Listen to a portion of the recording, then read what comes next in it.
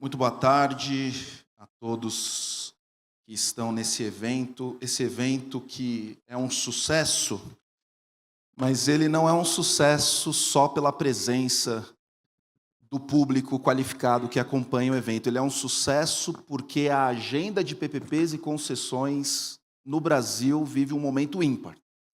Estávamos falando antes de começar aqui o nosso evento, e eu vou dar as aspas aqui ao Rafael Fortunato, nosso painelista, que essa agenda é um sucesso porque talvez a gente tenha alinhado as melhores pessoas para que a gente solucione os mais difíceis problemas na condução da agenda de infraestrutura do nosso país.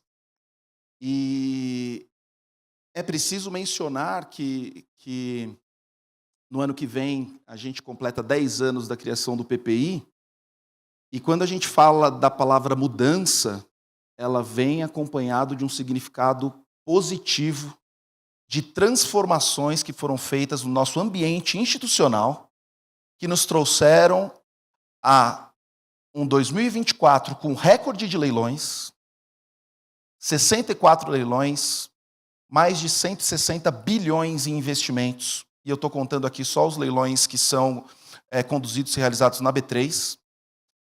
Só que essa agenda ela não para, e 2025, ministro, vai entregar 80 leilões e mais de 250 bilhões em investimentos.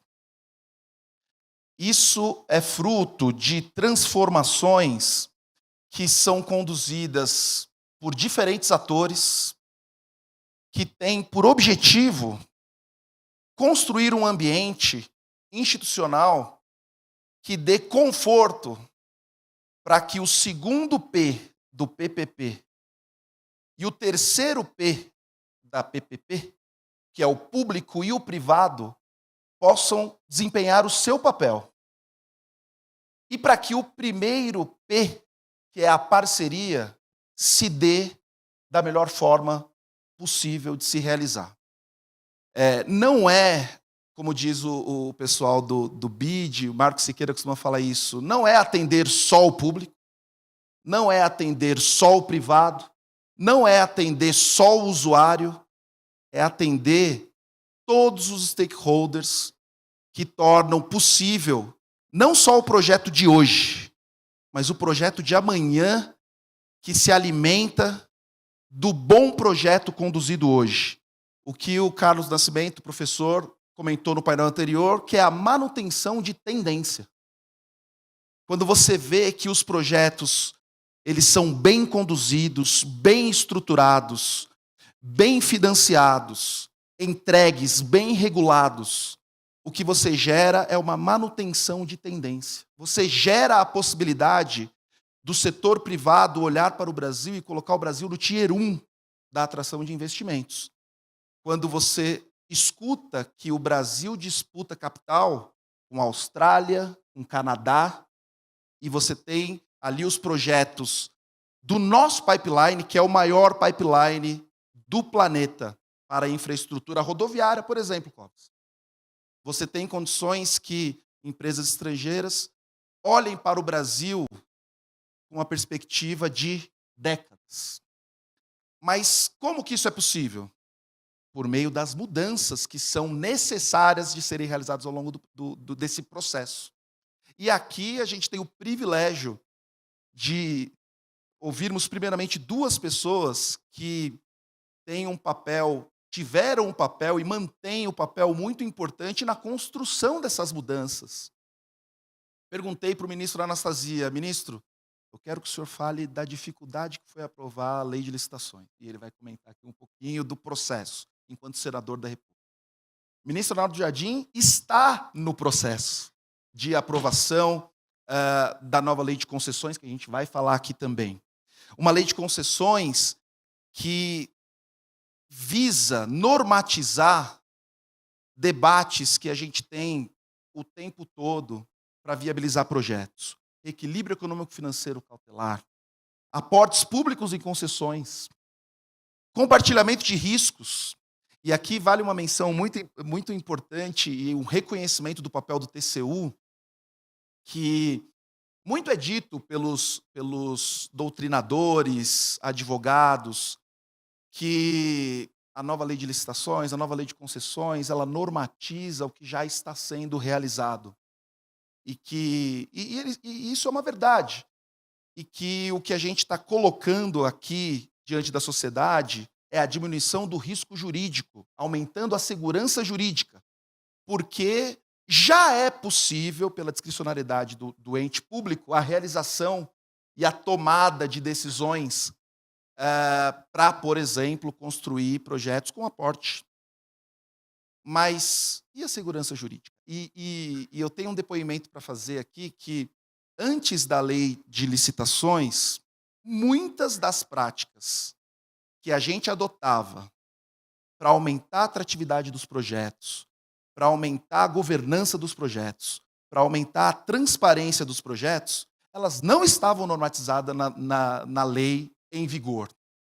Mas ela era referendada pelo Tribunal de Contas e ela virou um paradigma para aqueles que conseguiam empregar, ministro, as mesmas condições de governança, transparência, melhores práticas, em detrimento da letra da lei, que já não era eficaz para entregar aquilo que a sociedade buscava. E a gente hoje segue para esse novo momento em que a nova lei de concessões normatiza essas iniciativas. A gente fala sobre esses pontos, e eu quero começar com a fala do ministro Anastasia, com 2 pontos importantes que eu acho que passa pela rotina ali do Tribunal de Contas, que é a avaliação do Tribunal de Contas com relação ao compartilhamento de risco em concessões, ministro, e a possibilidade de aportes públicos.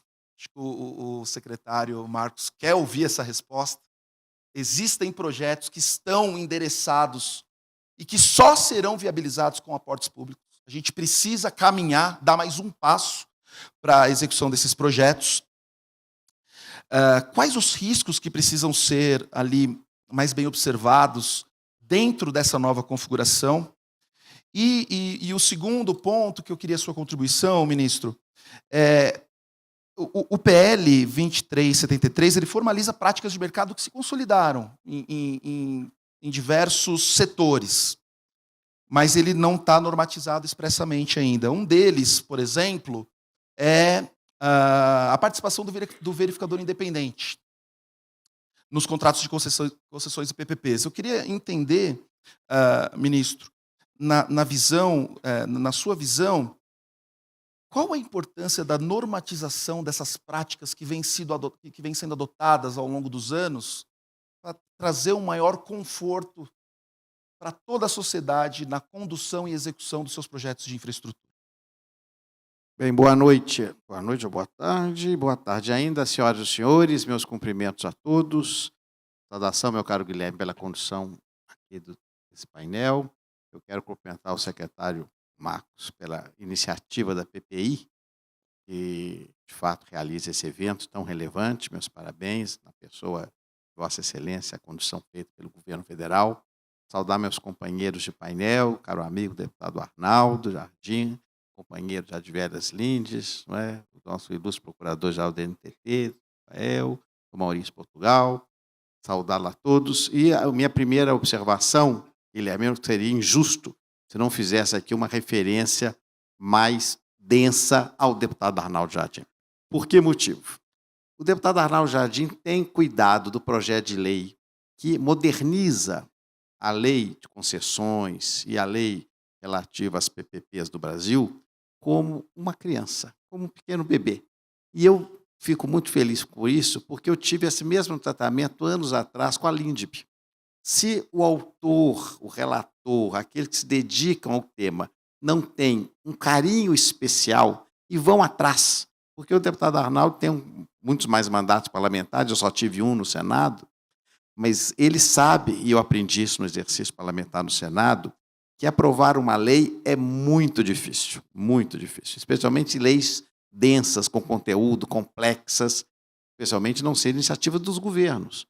E, por isso, ao fazer um trabalho como ele tem feito, de coligir diversas iniciativas parlamentares, sedimentá-las todas em um relatório harmônico e apresentar e ter o respaldo da Casa, e depois agora no Senado, é uma tarefa ao mesmo tempo hercúlea, mas fundamentalmente já que se antevê exitosa e que merecerá os anais da nossa história. Então, deputado Arnaldo, eu quero fazer aqui essa referência pública, uma vez mais, da relevância que terá, já tem, e terá ainda mais a nova lei da modernização. E por que eu digo isso? Como o doutor Guilherme expôs aqui muito bem, quando falou dos P's da PPP, das parcerias, e eu digo sempre em toda palestra que avoca essas questões, que hoje, e eu sou do tempo antigo, o doutor Marcos não é, mas nós tínhamos recursos públicos abundantes para fazer frente às necessidades dos poderes públicos. Hoje não existe mais. Ou o dinheiro vem do setor privado, ou não se faz a obra, o investimento, o serviço não é realizado. E para que haja, portanto, uma parceria feliz, em bom ambiente, amistosa, o pressuposto dessa parceria, no qual na lei de licitação nós colocamos tanto, é exatamente um ambiente de quê? De confiança, de fidúcia. A confiança recíproca, que, infelizmente, culturalmente, nós ainda não temos de maneira sólida nos contratos administrativos, é que tem de ser o tom daqui para diante. E para que essa fidúcia se consolide, nós temos de ter segurança jurídica. E, para isso, é necessário, concomitantemente, a modernização da legislação e a jurisprudência administrativa e pretoriana, assim como, é claro, a participação de especialistas, os doutrinadores. Então, todos esses elementos, esses ingredientes colocados num só cadinho, num só receptáculo, eles vão permitir uma modificação robusta da condição de nós prestarmos contratos exitosos com ambiente de confiança e, como o doutor Guilherme disse, colocar o Brasil no primeiro lugar no ranking dos destinos atrativos de recursos que andam pelo mundo afora. Então, a procura, evidentemente, de remuneração. Ninguém vai aplicar aqui pelos belos olhos, é porque nós temos oportunidades. E as oportunidades têm de ter um ambiente adequado em contratos que eram de 30, passaram a 40, 70, até 100 anos nós vamos ter contratos daqui a pouco. Então, nós precisamos ter necessariamente, a nova lei de portos chega a 90 anos as concessões, então nós vamos precisar necessariamente de ter cada vez mais robusto esse ambiente. E, para isso, nós temos de mudar um pouco a nossa cultura. É o que nós estamos fazendo aqui.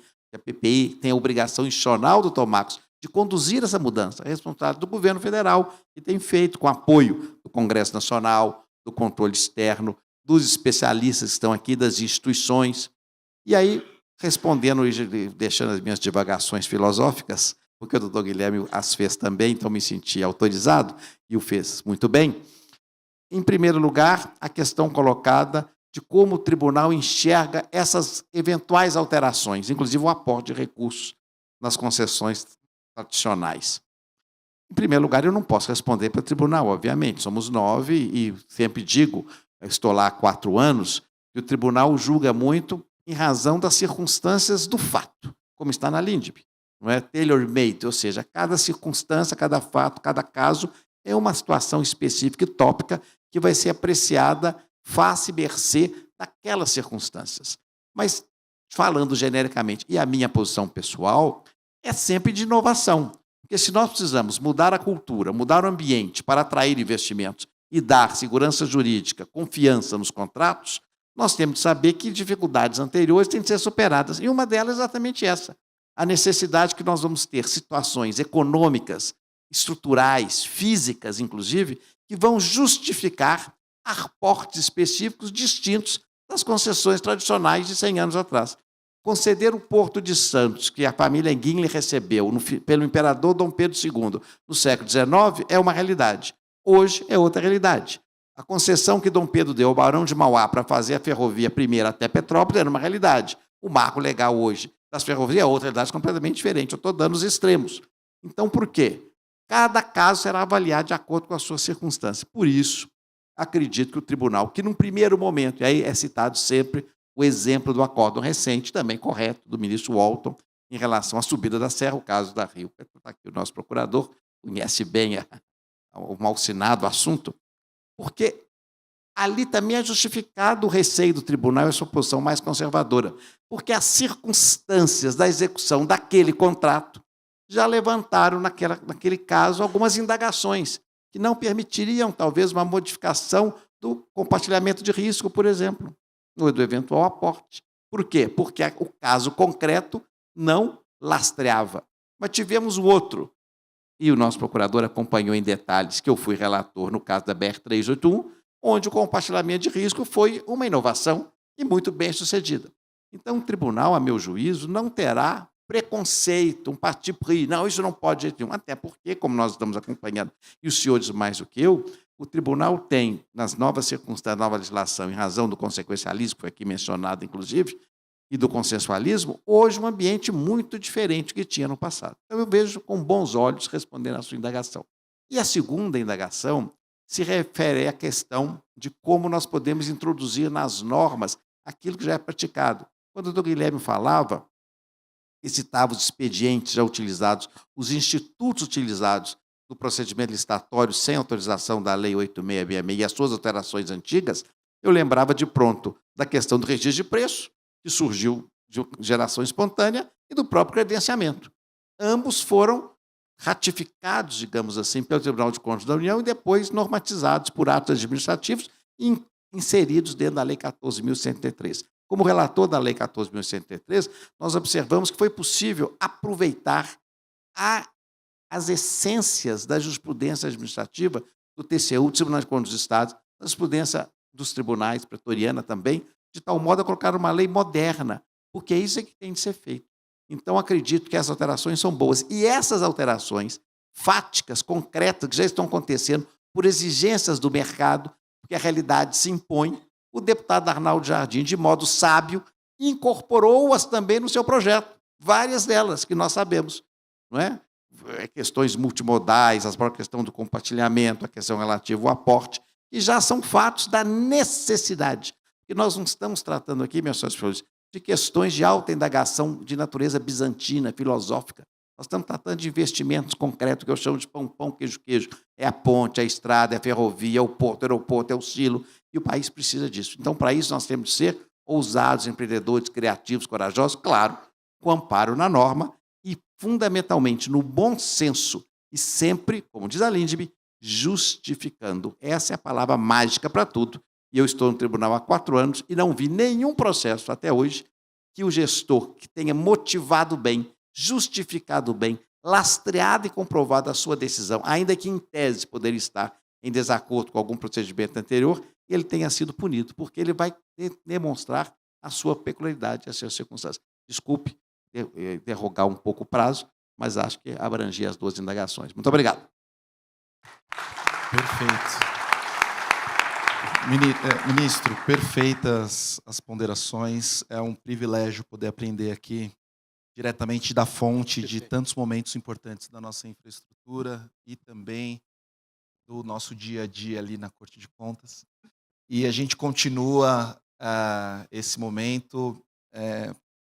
Eu quero passar aqui a palavra para o deputado Arnaldo Jardim, que é, eu posso dizer, de certa forma, o patrono da infraestrutura, alguém que conversa com todos os stakeholders com o objetivo de encontrar a melhor letra para a lei. E todos mesmo. Eu não sei se o deputado vai lembrar, mas a gente fez uma reunião na B3, porque ele queria ouvir as ponderações da B3 enquanto mais um ente dessa grande engrenagem, e isso mostra o valor da atuação do deputado. Deputado, duas considerações, né? Eu queria que o senhor falasse um pouco sobre os desafios da construção de consenso para a aprovação do PL 2373, talvez trazendo também aí alguns desafios que possam ter sido enfrentados na Câmara. E o senhor é presidente da Comissão Especial de Transição Energética e Produção de Hidrogênio Verde na Câmara. E eu queria saber se as mudanças do marco legal de concessões e PPPs podem contribuir para viabilizar projetos de infraestrutura que considerem os desafios da transição para uma matriz mais limpa e sustentável aqui para o nosso país. Muito obrigado, Guilherme. Uma alegria imensa estar com vocês aqui. Me permito, antes de fazer até os cumprimentos mais formais, fazer uma viagem ao tempo. Nós estivemos juntos há um ano atrás, aqui nesse mesmo auditório. Muitos de nós, talvez a grande maioria de nós. Naquele momento foi, para mim, muito importante. Eu participei dos debates. Hoje eu fiz questão de chegar mais cedo também, atender e assistir o debate anterior. Vocês vão se desdobrar depois em comissões aqui. Aqui há uma cultura sendo consolidada. Uma cultura que passa pela esfera administrativa, que se desenvolve no aspecto conceitual, como bem disse o ministro Anastasia, que tem o seu desdobramento na formalização dos marcos regulatórios e que encontra no cotidiano administrativo toda uma dificuldade de implementação, mas, por outro lado, um caldo de cultura extraordinário de aperfeiçoamento e aprendizado. É assim, sucessivamente, né? Eu muitas vezes me pergunto o que é a tarefa do legislador, e digo também isso, me permito, antes de entrar aqui direto à sua resposta, Guilherme, porque se o legislador ele é um fotógrafo da realidade, ele acaba inevitavelmente sendo um conservador. Ele retrata a situação atual. Se ele simplesmente deseja que o instituto legal possa ser um reflexo do seu sonho, ele acaba gerando uma utopia, que muitas vezes tem dificuldade. Eu não sou de Minas Gerais, da sabedoria de onde veio o nosso querido ministro Anastasia, mas lá no nosso interior de São Paulo, né, Murilo? Nós sabemos que isso nós chamamos ponto da goiabada. Você não pode tirar muito antes do tacho, porque ela está muito mole, e você não pode demorar muito, senão ela fica puxenta demais, e aí você não consegue. Então, é o equilíbrio. Eu estou dizendo isso para agradecer a você, Marcos Cavalcante, a toda a sua equipe que você constituiu. Você é um líder da equipe. As pessoas o têm como referência e você conseguiu que a PPI se tornasse também uma referência para a administração pública no que diz respeito a elaborar o conceito de PPPs e concessões. Então, esse momento é muito significativo. O privilégio estar ao lado do ministro Anastasia, ao lado do Rafael, do Murilo Portugal Gouveia, que aqui está, de todos vocês, muitos amigos aqui estão. Eu falei que ia fazer um passeio, Guilherme, porque nós estivemos juntos há um ano atrás, eu apresentei aqui premissas gerais daquilo que era o projeto que nós estávamos apresentando e falei, me ajudem todos, e já tinha um grau de consenso bastante estabelecido, a ver isso aprovado na Câmara. E olha o que aconteceu, foi no final do ano, retomamos lá o trabalho na Câmara, tá certo? E o que acontece? Dia 7 de maio nós aprovamos. 7 de maio, tá certo? Foi aprovado. Que situação? Vou até contar a peculiaridade, para ver em que momento nós aprovamos esse parecer, tá certo? É muito sintomático. Hoje todos estão muito falando das questões políticas. Eu vou mencioná-las só como um episódio. Mas naquele dia, a Câmara estava votando numa votação muito acirrada, gritos, repleto de adjetivos, toda a polêmica, aqueles esforços físicos, autorização ou não para que fosse processado o Ramagem. Tá certo? Naquele dia. Quando terminou essa discussão, vocês imaginem o que tenha sido a polêmica que se estabeleceu. Eram 9h pouco da noite. Eu falei, acho que nós vamos tirar isso de pauta, né? Porque ia votar um projeto dessa dimensão. Atualizar a legislação sobre PPPs e concessões. Tá certo? O que nós decidimos? Não, vamos tocar. Afinal de contas, nós tínhamos discutido bancada por bancada, líder por líder. E nós tivemos, depois de uma sessão polêmica, o projeto foi apresentado e nós conseguimos que do PL ao PT todos votassem a favor. Apenas 18 votos contrários ao projeto. Por quê? Porque ali conseguiu-se passar que não era um interesse momentâneo, era um interesse estratégico, que não era uma questão de governo, era uma questão que transcendia governo, era uma questão de Estado. Então, a pergunta é o seguinte, como é que se constrói consenso? Primeiro, quando há uma mobilização da sociedade. Segundo, quando isso significa uma expressão de vontade. E terceiro, quando você consegue fazer com que o debate de conteúdo prevaleça sobre as questões ali mais momentâneas. Foi isso que nós constituímos, vocês constituíram, pela construção que se fez anteriormente, e assim foi aprovado. De lá para cá, eu me permito também fazer um passeio e lembrar algumas questões. O que aconteceu? Nós tivemos a votação da reforma tributária, com grande incidência sobre o texto. Foi mencionado no painel anterior. Vai ter que fazer ajustes. Por que um dos pontos que eu coloquei no projeto, todos concordaram, mas muitos só se deram conta da repercussão depois, dá uma flexibilidade, ministra Anastasia, para que a sociedade de propósito específico possa ser constituída ou antes ou depois do aporte de capital. Por quê? Porque tem natureza tributária distinta. Essa flexibilidade que cada contrato possa identificar. Quando isso foi dito, muitos acharam estranho. Hoje, depois que nós temos um processo de reforma tributária, isso ficou muito mais nítido. Depois disso, nós tivemos, ao longo desse período, um avanço, e aí também o Marcos Cavalcante teve um papel importante, e muitos das senhoras e dos senhores que aqui estão concorreram para isso, porque nós conseguimos aprovar as debêntures de infraestrutura e elas foram regulamentadas. Aconteceu agora, desse ano para cá. Isso significa um outro bolso. As debêntures incentivadas, que já respondem pelo grande investimento hoje no setor de infraestrutura, vão ser complementadas e eu acho que nós vamos dar um salto de qualidade com as debêntures de infraestrutura. O aporte, a aquisição das debêntures incentivadas é por investidor individual, que pode se somar num fundo, mas aquele que será o adquirente das debêntures de infraestrutura poderão ser fundos previdenciários, de outro porte, fundos institucionais, dando uma outra bolso à questão. Mais do que isso, criamos a possibilidade de, semelhante a outros títulos do mercado de capitais, que você expressa isso aqui, Guilherme, nós possamos lançar títulos espelhos. Isso no momento índice Selic a 15 significa uma veia para trazer recursos a um custo de capital muito diferenciado. Então, isso aconteceu nesse período. Uma outra coisa que eu acho que deva estar na nossa mente, eu falei da questão tributária e eu falei dessa questão de financiamento para moldar aí a conjuntura em que o debate acontece das PPPs e concessões, somar mais um. Poderia mencionar outros aspectos.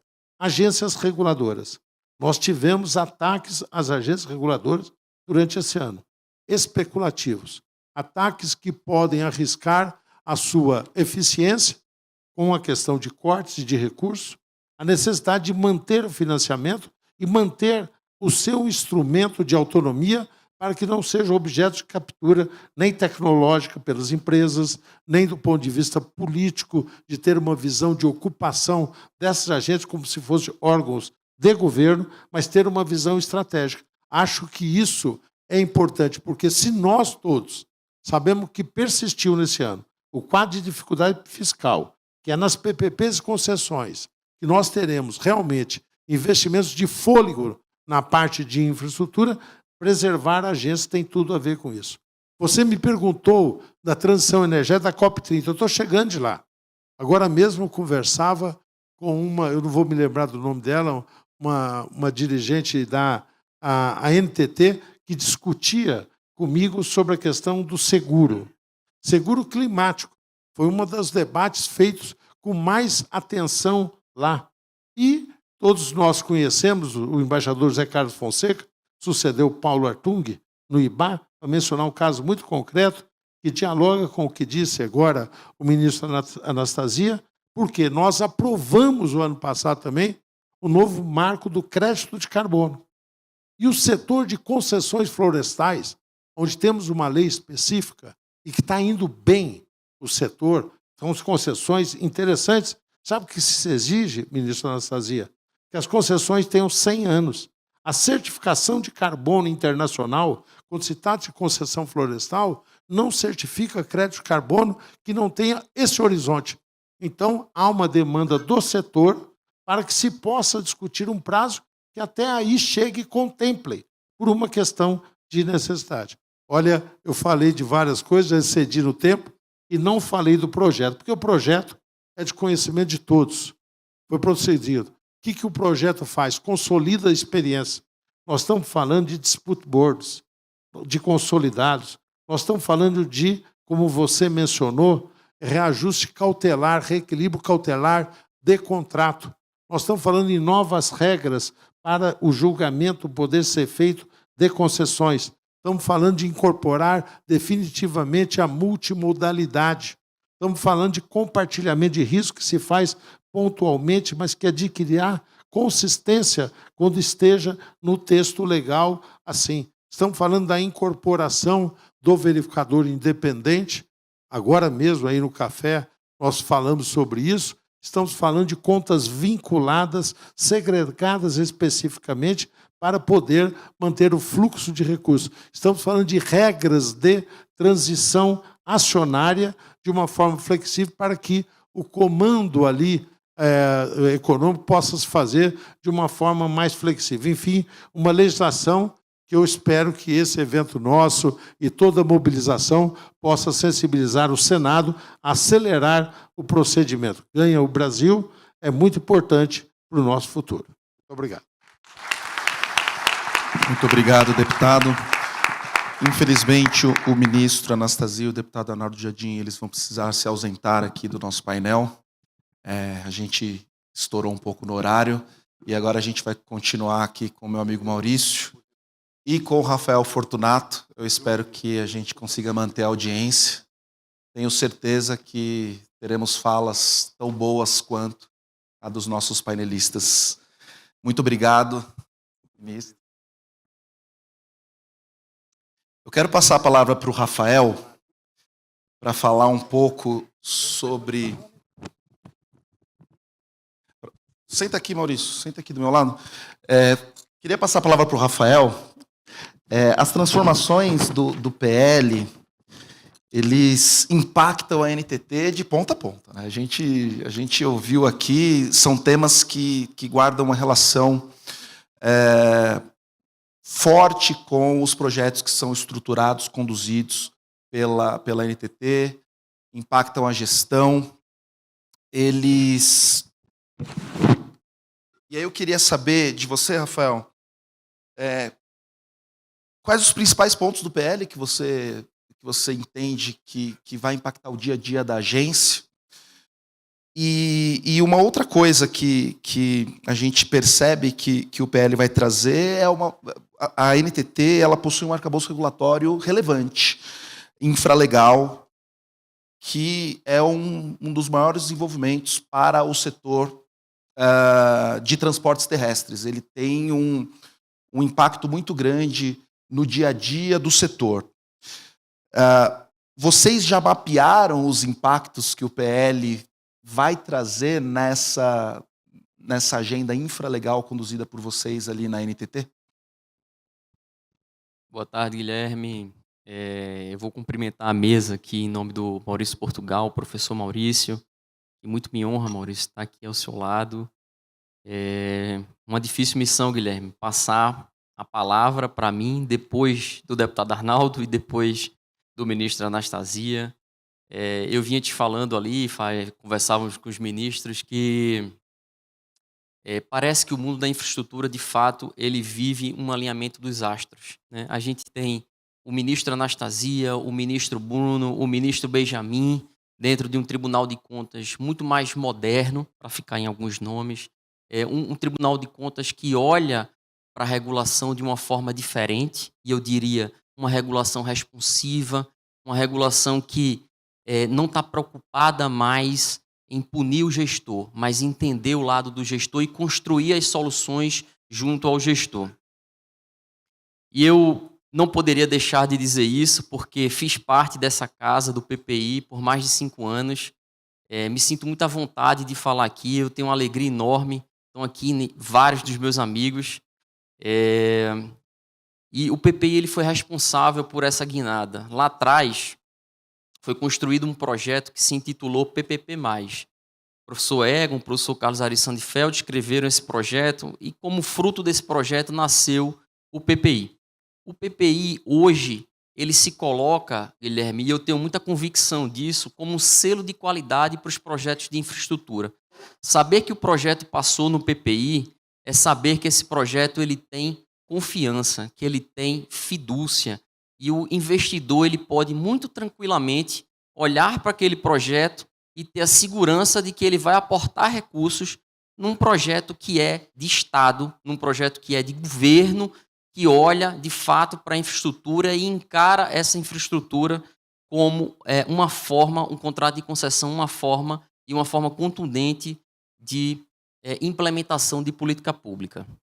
Então, primeiro, manifesto aqui minha felicidade de voltar aqui ao PPI mais uma vez. Eu já fui, voltei, e voltar aqui a esse palco e falar um pouco para vocês, meus amigos, para mim é uma enorme alegria. E eu não poderia continuar falando desse alinhamento de astros, porque a gente tem uma doutrina que já se especializou bastante, já escreveu sobre grandes temas, uma agência reguladora que hoje, posso falar pela NTT, pode se orgulhar de ter uma das melhores regulações do mundo. Hoje, a gente não precisa mais estar olhando para o que o Chile está fazendo, para o que a Colômbia está fazendo. Hoje, a NTT já está fazendo. E aí, Guilherme, voltando à tua pergunta, eu posso também falar com tranquilidade que muito do que o projeto, e eu diria evolucionário, do deputado Arnaldo traz, já foi incorporado nas práticas da NTT. A NTT ela teve a felicidade de caminhar nesses últimos 5 anos na construção do que a gente chama de RCRs, que são os regulamentos de concessões rodoviárias. E esses regulamentos de concessões rodoviárias já trazem o melhor. O professor Maurício Portugal está aqui, pode nos afirmar isso também, de regulação. Eu acho que os RCRs eles já partiram para uma regulação responsiva, moderna, já alinharam incentivos. Inclusive, professor Maurício, a gente sequer tratou de matriz de risco dentro do SR, porque a gente entende que a matriz de risco, de fato, ela é tailor-made.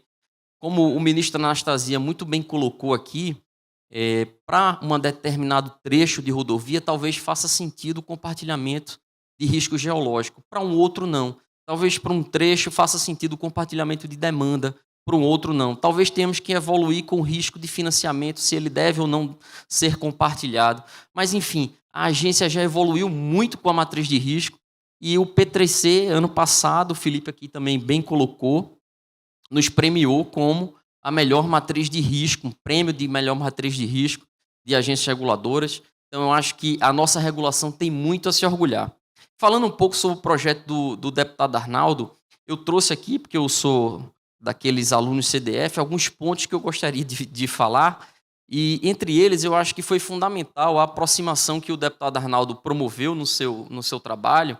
Isso já era algo que vinha ecoando pela doutrina. O professor Maurício Portugal já escreveu sobre isso, o professor Egon Bockmann já escreveu sobre isso, o professor Floriano Azevedo Marques também escreveu sobre isso, que é essa aproximação entre os regimes de concessão e de PPP, como se a gente estivesse lidando, na verdade, como um microsistema de concessões. E nesse ponto, o deputado traz uma alteração no dispositivo que traz segurança jurídica de fato para o que a agência vem fazendo. O secretário Marcos levantou essa bola e eu tenho que rebater, que é o projeto da F-118. Lá, nós utilizamos a figura da concessão com aporte. É ótimo que ela venha no projeto de lei, mas isso mostra como a agência reguladora, alinhada a um tribunal que enxerga a regulação de uma forma diferente e moderna, ela tem a possibilidade de inovar. Inovar sem que a gente tenha esse lastro dogmático, mas que a gente está ancorado no que há de melhor na doutrina. E aí, professor Maurício, eu acho que eu vou também levantar essa bola para você, mas eu tenho que falar sobre isso. Santo de casa não faz milagre. A gente tinha feito um parecer aqui no PPI para defender essa possibilidade. Lá atrás, quando fizemos a estruturação do metrô de BH, fizemos uma concessão com aporte, tínhamos um parecer sobre isso, o projeto passou no tribunal, mas ter a doutrina do professor Maurício Portugal, que escreveu um artigo junto ao atual presidente do Banco Central, o Galípolo, nos fortalece a forma e dá segurança no nosso caminhar. Por óbvio, o projeto do deputado Arnaldo Jardim trará ainda mais segurança jurídica e talvez a gente, que se tem esse tipo de discussão no governo federal, não mais tenhamos nos subnacionais. Isso é importante. Então, esse é o primeiro ponto do projeto do deputado Arnaldo, que eu gostaria de ressaltar. E falando ainda sobre a F-118, lá a gente também traz mais outras 2 inovações. Então, para além de ser uma concessão com aporte, nós temos ali a figura das contas vinculadas, que o deputado faz questão de dogmatizar isso no novo PL, mas que já vem sendo utilizado pela NTT com maestria. E a gente traz para dentro desse PL, tem um TC, inclusive, que será julgado, esperamos, favorável pelo ministro Benjamin Zimler, a respeito do tema. E, para além desses 2 instrumentos, ainda tem um terceiro, Guilherme, para você ver como a agência ela é arrojada. O terceiro é a possibilidade de que a gente tenha investimento cruzado, ou seja, o dinheiro, os recursos financeiros vindos de investimento cruzado que farão de aporte para esse projeto concessionário. Portanto, nós temos 3 inovações no mesmo projeto e as 3 inovações, eu posso dizer com muita tranquilidade, já foram muito bem endereçadas pelo deputado Arnaldo Jardim no seu projeto de lei. Para além disso, ele citou aqui as concessões multimodais, que eu acho que faz total sentido. E aqui eu tenho que ressaltar esse trabalho democrático do deputado Arnaldo Jardim, que com muita sabedoria ele escutou não só o mercado, mas escutou muito o poder público. Está aqui o Cleiton, está aqui o Alexandre, que conversaram bastante com o deputado Arnaldo Jardim. Ele disponibilizou a equipe dele, e eu aqui parabenizo, não sei se está presente, a sua assessora Débora Mafia, que conduziu muito bem esse trabalho. Deu oportunidade não só de nos escutar como poder público, como também a oportunidade de nós trazermos professores para sindicar o projeto. Então, trouxe o professor Carlos Ari, a Vera Monteiro, eu soube que o professor Maurício compareceu ao Congresso e também fez as suas contribuições ao projeto. Então, assim, foi um projeto que, de fato, ninguém aqui pode reclamar que não foi ouvido. O deputado, ele, de fato, abandonou inicialmente uma lógica, professor Maurício, de um projeto revolucionário e partiu para um projeto evolucionário, incorporando, Guilherme, as melhores práticas que nós temos nas agências reguladoras. E eu tenho segurança para dizer que a NTT hoje, especialmente depois, com a conclusão, ano passado, do 5º RCR, de extinção contratual, já vinha incorporando essas melhores práticas que foram espraiadas no PL do deputado Arnaldo Jardim. Então, hoje, é motivo de orgulho, nós temos que ter orgulho da nossa regulação e nós temos que ter orgulho do que o Programa de Parcerias e Investimentos vem fazendo para a nossa infraestrutura, levando as melhores práticas do governo federal para o subnacional e tratando isso com muito cuidado, levando sempre o seu selo de qualidade. Eu acho que eu me estendi um pouquinho aqui também, passar para o professor Maurício Portugal. Obrigado, Rafael. A gente vai passar a palavra para o Maurício Portugal, uma das principais referências do Brasil em matéria de estruturação, regulação e equilíbrio econômico financeiro. O Maurício, ele é, assim como eu, um privilegiado que acompanha a agenda de infraestrutura.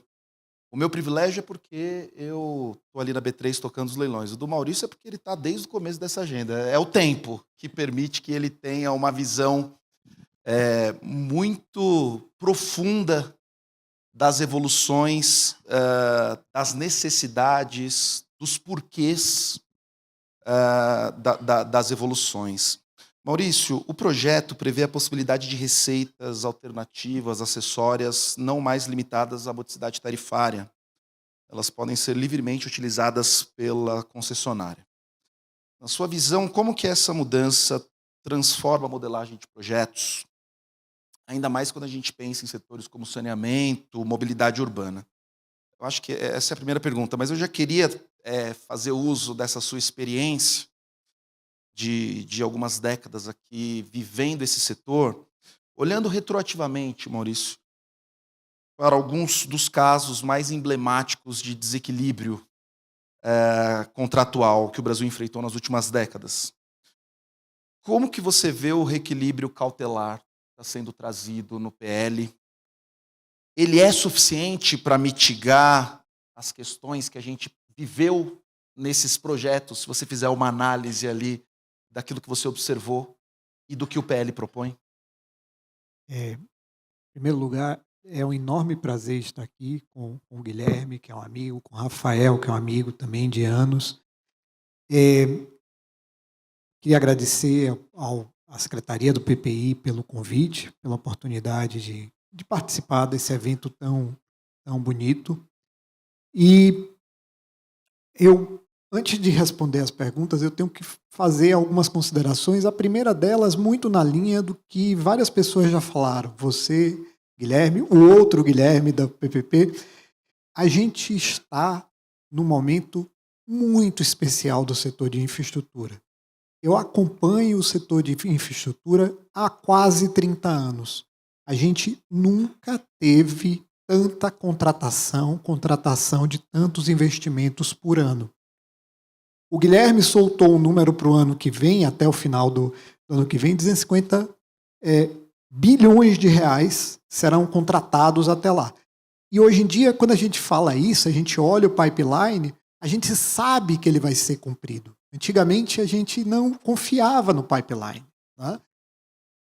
O Gui deu um número de 160 ou 180 bilhões do ano passado. 250 esse ano. No ano passado, se você bota os 85 milhões da Sabesp, a gente já chega a mais de 200. Já chega a mais de 200. É porque o Gui contou só os leilões que ele fez. O leilão da Sabesp, que era o leilão de venda de ações, não foi com ele, mas foi na B3. O ano passado, a gente já chegou a mais de 200 bilhões de investimentos contratados por meio de concessão e PPP.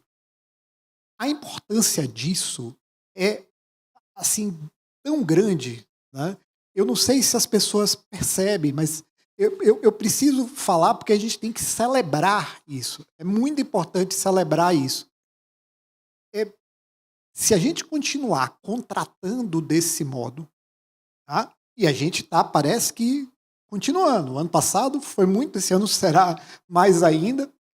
Se a gente continuar assim, em 2 a 3 anos, a gente inverte a curva. A gente vinha depreciando a nossa infraestrutura. Antes de 2023, até 2023, a nossa infraestrutura estava perdendo estoque e qualidade. A gente fez a curva em contratações, ainda não fez a curva em investimento. Porque quando você contrata, o investimento vai se realizar, começa quase 2 anos depois que você contrata, e aí tem um ciclo de geralmente 5 a 7 anos de investimento. Se a gente continuar contratando assim, se esses contratos forem minimamente cumpridos, a gente vai inverter a curva. E aí, finalmente, o país vai começar a realizar um sonho, que é um sonho que vem de mais de 30 anos, né? Que é trazer a sua infraestrutura para um patamar adequado ao nosso nível de desenvolvimento, porque a gente sempre esteve atrás de todos os países que são comparáveis ao Brasil. Finalmente, a gente vai conseguir tirar esse sonho do papel. E aí é preciso fazer homenagem, né? A gente tem que celebrar isso e tem que fazer homenagem àqueles que contribuíram para isso. Deputado Arnaldo Jardim, eu queria fazer essa homenagem em presença, mas infelizmente ele não está aqui. Todo mundo tece loas as mudanças que aconteceram, que vão acontecer, né, com o projeto de lei que está em tramitação. Eu vou dizer para vocês, a coisa que eu acho mais importante do projeto de lei que está em tramitação é o que ele não muda. Ele não muda. Não sei se vocês se lembram, o deputado Arnaldo Jardim, quando ele começou essa discussão, ele queria um projeto que alterasse estruturalmente e substituísse a lei de PPP e a lei de concessões atual. Era isso que ele queria. E eu tentei me aproximar dele, né? Ele não me conhecia, tentei me aproximar dele e tentei convencê-lo de que não fazia sentido.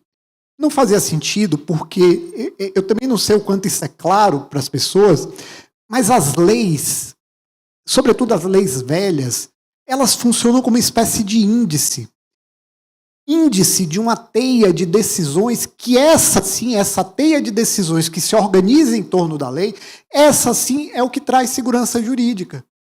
Daí porque, no setor de infraestrutura, lei boa é lei velha. É lei que a gente sabe como é aplicada. É lei que a gente entende, né, consegue o André Salcedo falou de previsibilidade. É uma lei que dá previsibilidade porque você já sabe como foi interpretada, como foi aplicada diversas vezes. A homenagem que eu presto ao deputado Arnaldo Jardim é porque ele mudou de posição. Ele não fez isso por mim, ele não fez isso por outras pessoas que chegaram a ele pedindo que ele mudasse de posição e fizesse um projeto com alterações pontuais. Não foi por mim, não foi pelas outras pessoas. Ele fez porque ele é um estadista. Ele fez porque ele percebeu que, de fato, ia ter perda de segurança jurídica se fosse feito o que ele queria fazer, que era aprovar uma lei que mudava estruturalmente. É evidente que várias pessoas cooperaram nisso. O Marcos Cavalcante teve a oportunidade de convencê-lo também, mas acho que a gente não pode tirar o mérito dele, e por isso eu o homenageio de ter sido humilde, mudado de posição, com a visão de que ele tinha que fazer o que era melhor para o país. Bom, então, dito isso, a outra coisa que eu queria dizer, eu vou terminar não tendo tempo de responder suas perguntas, porque tem tanta coisa importante para fazer.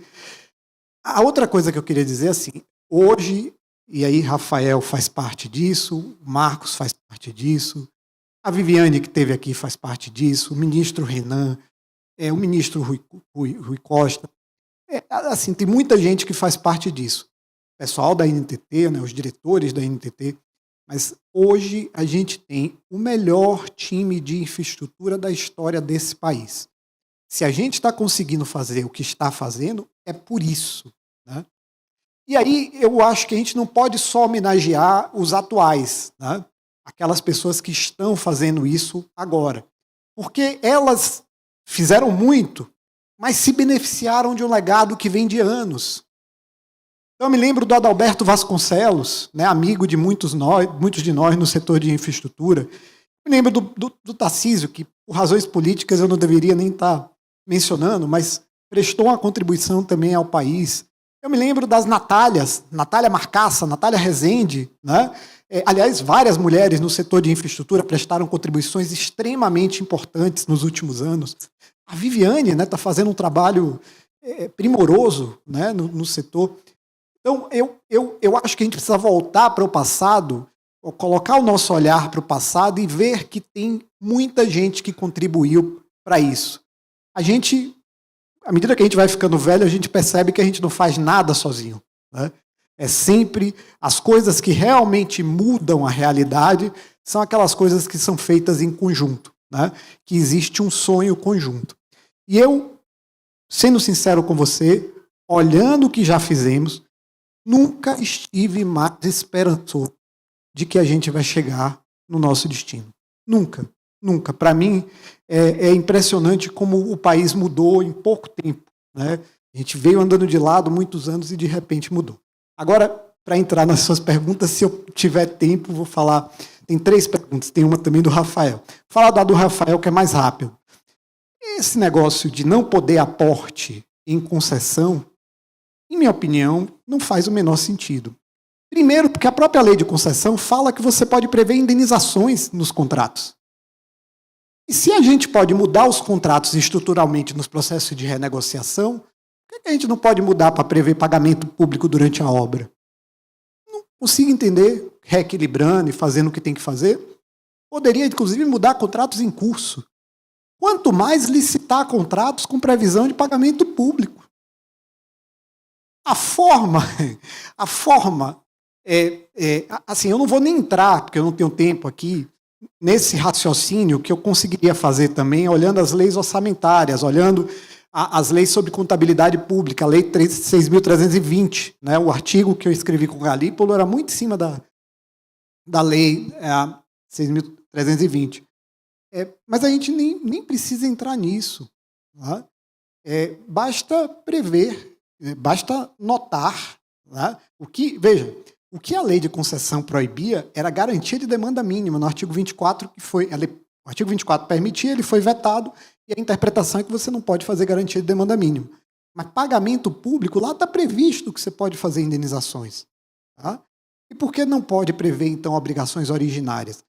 Eu acho muito melhor prever aporte, muito mais seguro, do que prever como estava na consulta pública, auxílio financeiro. Aquilo é que eu acho que não faz sentido, porque não existe essa categoria. Mas aporte existe. Do ponto de vista da lei orçamentária, chama-se subsídio. Está lá escrito, artigo 12 da Lei 6.320. Então, mas, tem pelo menos 3 projetos, eu vou citar 2, que usou aporte. O primeiro foi a Via Rio.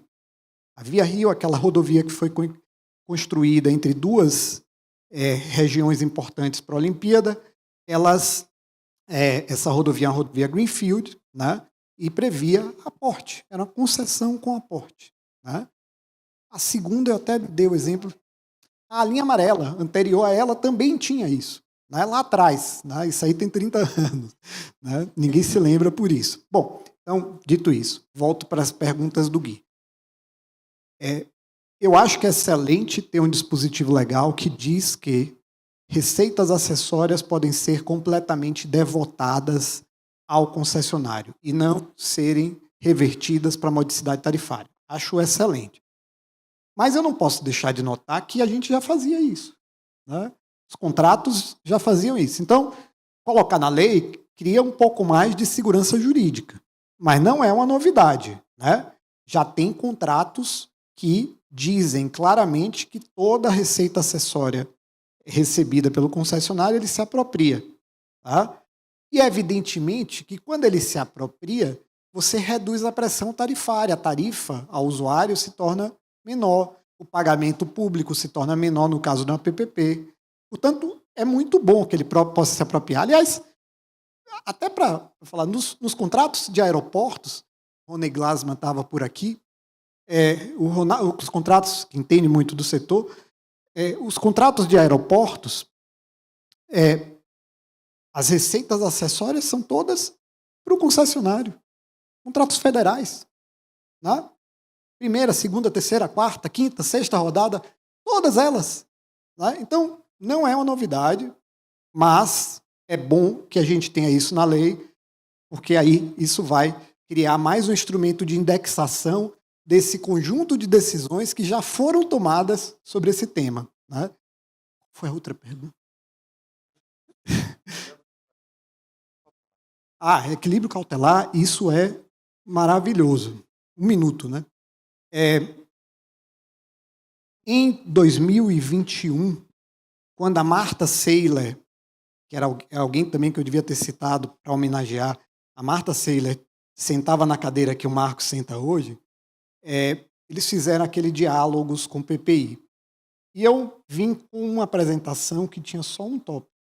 Eu disse, eu não quero fazer sugestão nenhuma. O único tópico era, eu não chamava de cautelar, eu chamava de reequilíbrio provisório.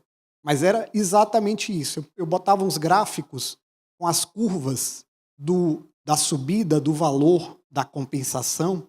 Está acontecendo hoje com o caso que eu estou trabalhando. Cada ano que atrasa a compensação são 50 milhões a mais que o Estado paga. Por quê? Porque eles corrigem, os reequilíbrios se corrigem ou pela taxa interna de retorno originária prevista no plano de negócios, ou pela taxa de desconto do fluxo de caixa marginal, que emula uma taxa interna de retorno. Tá? Então, é uma dívida caríssima, a dívida de reequilíbrio. Você poder pré-pagar essa dívida, tá? Reduzir, portanto, o custo de carregamento para o usuário do poder público faz todo sentido. Então, acho que esse é um dos pontos altos da lei. A lei tem alguns pontos que eu não acho que sejam muito bons. Já falei isso até para o deputado Alaildo Jardim, mas esse, definitivamente, é o melhor ponto da lei. Dito isso, já tomei todo o tempo que eu podia tomar. Quero agradecer novamente a oportunidade de estar aqui com o Rafael, com o Gui, com os já ausentes ministro Anastasia e deputado Arnaldo Jardim, e dizer que estou à disposição, sempre estou à disposição para discutir esses temas, que são temas da minha vida. Obrigado, Maurício. Maurício, o professor que além de responder as perguntas, deu uma aula de media training. Você pergunta uma coisa, ele fala outra e está tudo certo. Obrigado, Maurício. Obrigado, Rafael.